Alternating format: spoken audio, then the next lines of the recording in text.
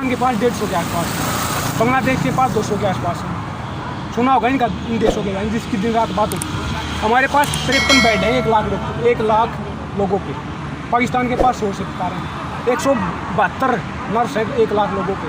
पाकिस्तान के पास 250 पार हैं। मैं तो उसी पाकिस्तान के बारे में बता रहा हूँ जिसकी दिन रात निंदा करते हैं। लगातार ये कहा जाता है पाकिस्तान पीछे, पाकिस्तान को आग दिखाएंगे। बिल्कुल, और यूरोप और अमेरिका की बात करूँ तो 1000 पार हैं ये चीज़ें, 1000 पार। टक्कर तो उनसी है ना हमारी। हमें तो विकसित राष्ट्र बनना है, पाकिस्तान थोड़ा बनना ना। हम धर्म के नाम पे लड़ना क्या? नहीं, पाकिस्तान को हमेशा ये बोला जाता था, कहीं हम लोग बोलते थे कि पाकिस्तान को हराना है। आज क्या इमेज सामने आ रही है? भाई ये किसी को हरा लो, हमारे देश के लोगों को हरा रहे हैं, ऐसा आज कुछ नहीं। नेपाल भी हमें अभी बॉर्डर बिल्कुल, आप देख लो, ऑक्सीजन पाकिस्तान ऑफर कर रहा है। नेपाल, बांग्लादेश, नाइजीरिया, केनिया ने हमें ऑक्सीजन सप्लाई की है, सऊदी अरेबिया ने की। सबसे गरीब देश है, जितने नाम लिए मैंने। अब मैं एक बयान दिया था अभी हफ्ते भर पुरानी बात है, जहाँ वो ये कह रहे हैं कि हमने सेकंड जो लॉकडाउन था, सेकंड वेव थी, उसको सबसे पहले काबू पाया। तो फिर लोग क्यों मर रहे हैं? ये गंगा में लाश सेकंड वेव के दौरान, फर्स्ट वेव तो थी नहीं। दूसरी बात फिर वही है, सिख कम्युनिटी आपने देखा होगा ना, गुरु जी रकाबगंज गुरुद्वारे के पास उन्होंने एक हॉस्पिटल बनाया। अपना जितना भी सोना चांदी था उनके पास, उनको फिर शो कर दिया कि हेल्थ केयर फैसिलिटी में हमें मैकशिफ्ट हॉस्पिटल बनाना है। किस लिए बनवा रहे हैं? और वो मंदिर बनवा रहे हैं। गुरुद्वारे वाले मंदिर वाले तो हॉस्पिटल बनवा रहे हैं, सरकार मंदिर बनवा रहे हैं। ये क्या सीन है? कौन से देश में आ गए? देखिए, धर्म की राजनीति है। किसी ने कहा था कि धर्म का धंधा था, हर कोई अंधा था। चिता जली, रोशनी हुई, आंखें खुली तो देखा ये आधा देश नहीं, आधा देश। और क्या चल रहा है? मैं आपको बताना चाहता हूँ, धर्म काम की बात करो ना आप। अच्छा, आपको लगता है कि यूपी चुनाव भी आ रहा है, बताया जा रहा है कि किसान अब इस बार सर के आर पार होगा, सर कहीं ना कहीं चुनौती देगा वो सरकार को? लगता है कि यूपी चुनाव में देखने को मिलेगा ये? आपने तो वैक्सीन तो लगा दी इनको, देखा होगा आपने, बंगाल में और यूपी चुनाव में। 2 और लगा देंगे 24 में। एक तो 24 में सेंटर में होगा, ये यूपी में। यूपी हार गया, अपने आप ही कलेजा निकल जाएगा इनका। काम तो कुछ करवाया नहीं है। योगी आदित्यनाथ जो बोलते हैं ना क्रांतिकारी है, ये है, कौन सा क्रांतिकारी है भाई? दिखा देना आपने क्या कर दिया, कोई डाटा दिखा दो। एक तो कोई बोलेगा सवाल, इलाहाबाद हाई कोर्ट की जजमेंट है, मतलब एक मतलब रिपोर्ट आई, उसने बोला कि 120 बार जो NSA लगा था उसमें से 100 बार गलत तरीके से लगाया था। NSA का मिसयूज हो रहा है, रासुका जिसको बोलते हैं, प्रिवेंटिव डिटेंशन के लिए। कपिल खान के साथ क्या हुआ? ऑक्सीजन देने वाला था ना, जो ऑक्सीजन देने वाला जेल में डाल देते हैं। फिर बोले ऑक्सीजन की कमी है, ये है, वो है। वो तो उदाहरण है, और भी बहुत सारे हैं। सिद्दीकी का कप्पन, आपने नाम सुना होगा, केरला से पत्रकार थे, हाथरस का केस कवर करने गए थे, आप जैसे थे, जेल में डाल दिया। मनदीप पुनिया, दिशा रवि, बहुत सारे नाम हैं। ये क्या हो रहा है? देश कहाँ लेके जा रहे हैं, किस तरफ लेके जा रहे हैं? कौन जिम्मेवार है किसी के पास सवाल जवाब? दौरे करने से कुछ नहीं होता। दौरा तो यहाँ करवा दो किसी का, दौरा करने से क्या है? आप इनसे बात करो ना, इनसे बात करो, समाधान निकलेगा। हॉस्पिटल बनवाओ ना, आप वेंटिलेटर बनवाओ, ऑक्सीजन कमी है उसमें इंप्रूवमेंट करो। विदेशों से हेल्प क्यों आ रही है? दौरे करने से क्या है? ये कोई लॉजिक की बात है क्या? हाँ, मैं वही कहना चाह रहा हूँ, वोट हमारी ली थी या केनिया वालों के ली थी या विदेशों की ली थी? दो दौरे कर रहे हैं, हमारी वोट ली थी ना, तो हमारी बात करो। फॉरेन पॉलिसी इशू है, मानता हूँ उससे रिलेटेड, लेकिन फॉरेन मिनिस्ट्री बना रखी है ना। हर एक देश में एम्बेसडर बैठा है, डेलीगेट्स बैठे हैं, हमारे डिप्लोमेट बैठे हैं, हमारे नुमाइंदे बैठे हैं, वो बात करेंगे ना। आपको किस लिए बनाया? प्रधानमंत्री किसको बोलते हैं? सबका मंत्री, सबसे बड़ा प्राइम बोला जाता है ना उसको। हमारे देश की बात करो ना।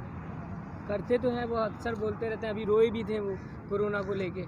मैं भी सारा दिन रोता रहूँगा, समाधान निकलवा दूंगा, कानून ले लेंगे वापस। रोने से समाधान होता है? पहले तो गलती करो, फिर रो के दिखा दो। एक घड़ियाली वास हुआ, कुछ नहीं है भाई साहब। गलती क्यों कर रहे हो फिर? ये पहली बार थोड़ा ना रोए हैं। पे पड़ेगा आने वाले। और क्या चाहते हैं? यही तो है, इमोशनल अत्याचार है ये। और क्या है? इमोशनल इन्वेस्टमेंट हो रहा है, इकोनॉमी में इन्वेस्टमेंट होता है, उसमें पैसे लगाए जाते हैं कि इम्प्रूवमेंट होगा। ये इमोशन में इन्वेस्ट करते हैं। ये हिंदू जाति पाति क्यों करते रहते हैं? रो के दिखाना, मैं गरीब माँ का बेटा हूँ। आप मुझे बताओ, जो अपनी माँ के पास जाओगे, आप कैमरा लेके जाते हो क्या? ये अपनी माँ के पास कैमरा लेके जा रहे हैं? अगर है तो सबकी माएँ हैं, तो अपनी माँ से के पास अपनी बैठ के प्यार कर रहे हो, खाना खा रहे हो, तो उसका भी फोटो बनाओगे का? क्योंकि वीडियो बना के लोगों को दिखाओगे, देखो मैं मेरी गरीब माँ का बेटा हूँ। वो आपका पर्सनल मैटर है। उसके लिए पीएम बना था क्या? अपनी माँ को रोटी खिलाना तू, हम फोटो पूरा देश देखेगा बैठ के? ये कौन सा तर्क है? अक्सर ये कहा जा रहा है कि किसान आंदोलन लंबा चलेगा और 2024 के चुनाव तक चलेगा ये, लेकिन 24 में क्या लगता है, मोदी जी को हटा के दूसरी सरकार आएगी, आपका समाधान निकलेगा? 24 में बिल्कुल आएगा। अगर ये किसान यहाँ पे बैठा रहा तो समाधान बिल्कुल ख़त्म हो जाएगा। आज तमाम तरह की समस्याएं हैं। अपनी ज़मीनें बेच के बच्चों को पढ़ाया है। इस हट में ना 10 से 20 बच्चे बैठे रहते हैं दिन रात। किसी ने MBA कर रखा, किसी ने BTech कर रखा, किसी ने पॉलिटेक्निक। सबके सब पढ़े लिखे हैं, रोज़गार नहीं है। जिम्मेवार कौन है? सरकार है। पूछने वाला है कोई सवाल? डिबेट किस चीज़ पे हो रहे हैं कि न गंदी नाली का कीड़ा। उनको डिफेंड मत करो आप, इसी पीछे तो फिर उसको हम शेयर कर रहे हैं कि उसको गंदी नाली का कीड़ा बोला। ये कहाँ लेके जा रहे हो भाई साहब? ये आपस की लड़ाई है। पार्टियां जीत रही हैं, देश हार रहा है। ये देश को हरा रहे हैं, आपको हरा रहे हैं। हमें रोजी रोटी चाहिए। देश आगे कैसे बढ़ेगा जब उसके पेट में रोटी होगी, हाथ को रोजगार होगा, तन पे कपड़ा होगा, सर पे छत होगी? है क्या? भगत सिंह ने कहा था कि labour is the real sustainer of society. आज लेबर के साथ क्या हो रहा है? सड़कों पे सोने लगे। आप दिल्ली में जाके देख लो, सड़कों पे लोग सोते हैं। कोई इंप्रूवमेंट होगा? कब आएंगे? 70 साल आज़ादी के हो गए। दिन रात गला फाड़ के बोलते 56 इंच का कहाँ जाता है? छाती पे सुला लो उनको। अपने तो सेंट्रल विस्टा बनवा रहे, अपने मोदी महल बनवा रहे, उन लोगों के घर कब बनवाओगे? वो तो ये कहते हैं जो 70 साल में नहीं हुआ वो 7 साल में कर दिया। दिखा दो फिर कहाँ कर दिया। ये किसान किसने बैठाया है? यही कर दिया। यही कर दिया। किसान सड़क पे बैठा दिया, ये कर दिया। और क्या कर दिया? गंगा में लाशें तर यही कर दिया। 20 करोड़ लोग भूखे सो रहे हैं। 20 करोड़ लोग भूखे सो रहे, 1-2 नहीं सो रहा। ये इसी के कारण का। ये धर्म को बचा रहे हैं। धर्म खतरे में है क्या? मेरा धर्म कहीं लिखा है मत्थे में दिखा? मैं क्या हूँ आपको? मुझे मेरे धर्म का पता है आपको? तो फिर बता कौन रहा है ये चीज़ें? एक बच्चा पैदा होता है बिल्कुल नंगा होता है, उसके शरीर पे कोई एक थप्पा भी नहीं लगा होता। पैदा होते उसको बताया जाता है तेरी ये कास्ट है, ये धर्म है, ये रीजन है, ये स्टेट है, ये तेरी आइडेंटिटी है। ये 18 साल के बाद क्यों नहीं बताई जाती? 18 साल के बच्चे को एक वोटिंग का अधिकार है, लीगल राइट हो। 18 साल के बच्चे को अपना अडल्ट बन जाता, सारे अधिकार उसके पास आ जाते हैं, फंडामेंटल राइट्स वगैरह सब कुछ होता है उसके पास। 18 साल के बाद वो अपना धर्म नहीं चुन सकता। ये चीज़ें थोपी क्यों जा रही हैं? ये धर्म खतरे में है क्या? ये देश खतरे में है? ये गरीब किस खतरे में है? मजदूर, पिछड़ा, दलित, आदिवासी, अल्पसंख्यक महिलाएं, किस किस का नाम लूँ मैं? आज बिरसा मुंडा जी का जन्म दिवस है। क्या थे वो? ट्राइबल एक्टिविस्ट थे, भगवान की तरह पूजा जाता है। 2006 में कांग्रेस की UPA 1 ने एक फॉरेस्ट राइट एक्ट पास किया था। उसमें क्या था कि फॉरेस्ट पे जमीन जंगल और जमीन जल पे ट्राइबल्स का हाथ होगा, मतलब अधिकार होगा आदिवासी का। उसको डाइल्यूट कर दिया उन्होंने। लक्षद्वीप का ताज़ा उदाहरण सुना होगा ना, क्या कर रहे हैं वहाँ पे कि हम तो मालदीव बनाएंगे। कितने मालदीव बनाओगे? दिल्ली का बना दिया, भसड़ मची पड़ी, देख लो ना। कैमरा घुमा के दिखा दो, कहीं सांस लेने की जगह बची तो। ये विकास है क्या? क्लाइमेट चेंज का, जलवायु परिवर्तन का कितना बड़ा मुद्दा है। अगर आने वाले 80 सालों में अगर फैसला नहीं लिया गया ना तो 2 डिग्री टेम्परेचर बढ़ जाएगा। 52 देश ऐसे हैं जो आइलैंड पे बसे हुए हैं। जापान आइलैंड पे बसा हुआ है, ये मालदीव आइलैंड पे बसा हुआ है, वो डूब जाएंगे। कहाँ रहोगे? अफ्रीका में जाओगे तो गरीब हैं, उसकी टोपोग्राफी ऊंची है। आरतियाँ करवा रहे हैं दिन रात, टीवी बैठ के मोदी चालीसा होती है। ये डिबेट किस तरह करवाते हैं? पानी का कोई धर्म होता क्या था? मैंने सुना था ना, एक बच्चा पानी पीने गया था मंदिर में। धर्म किसी कोई भी मुद्दा उसमें धर्म को छेड़ देते हैं। मैंने बताया ना आपको, धर्म खतरे में है क्या?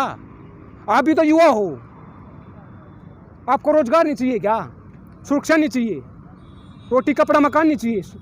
स्कूल कॉलेज यूनिवर्सिटी नहीं चाहिए? इस देश को बेचा जा रहा है, निजीकरण किया जा रहा है। मैं एक रियल स्टोरी बताता हूँ। मैं 8 साल पहले दिल्ली में आया था। दिल्ली यूनिवर्सिटी में पढ़ा हूँ मैं।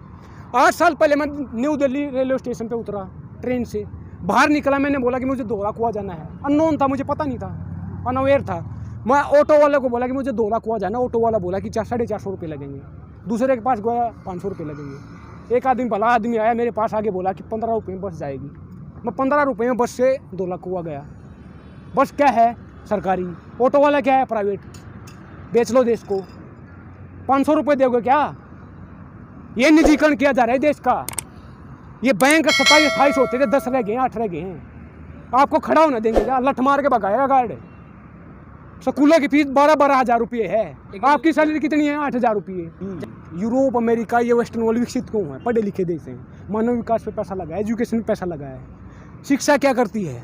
सवाल पैदा करती है। अम्बेडकर जी ने क्या कहा था? Educate, organise, agitate. एजुकेशन से ही समाधान निकलता है। उनकी आवाज़ आज क्यों जानता पूरा वर्ल्ड? उनको पढ़े लिखे थे। मैं क्यों बोल रहा हूँ? भांग पी के आया हूँ क्या? एजुकेशन बोल रही है ये।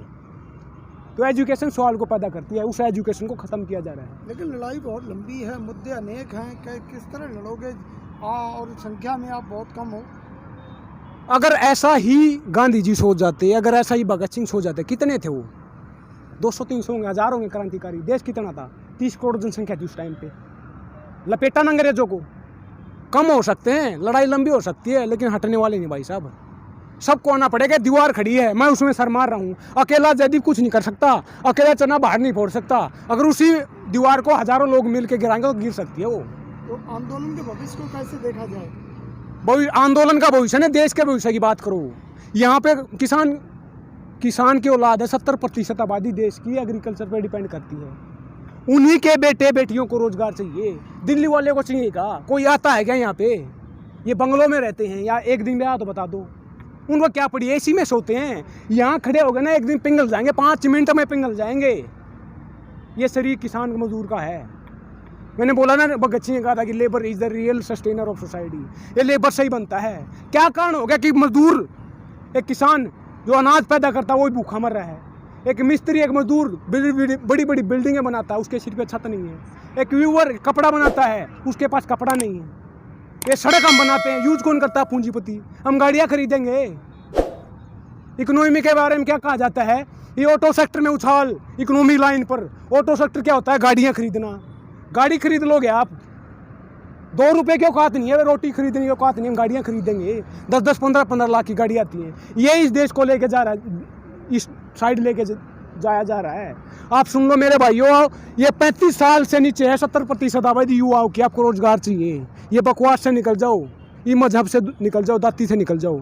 जब 35 साल की उम्र हो जाओगी तो पछताओगे, क्योंकि पीछे 5 बच्चे होंगे, फैमिली होगी, भूखे मरोगे। अब टाइम है, साथ आ जाओ। राइज और सिंक टुगेदर। या तो राइज होंगे सब मिलके, या सब डूबेंगे। और ये देश डूब रहा है आपकी वजह से। ये डर भागमाओ जो क्रिएट किया गया दिमाग में, इसको निकाल दो। आ जाओ, टाइम है अभी भी। इनकलाब जिंदाबाद।